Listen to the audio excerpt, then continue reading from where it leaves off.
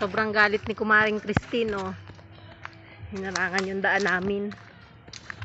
Lapak yung puno.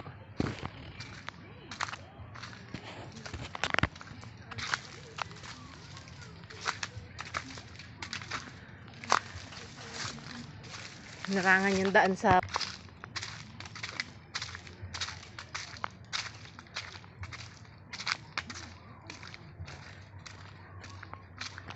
may utang pa naman ako sa tindahan. Paano ako makakabayad nito? Wala na akong daan. Saktong sakto. Hindi sila makakapunta rito para singilin ako. Natakpan na yung daan ko, ah. Kasi paghigaan na lahat ng tubo. Saan ang daanan?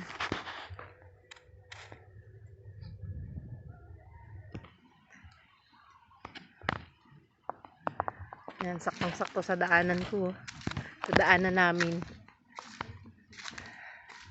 Bad mo naman, Kumaring Christine.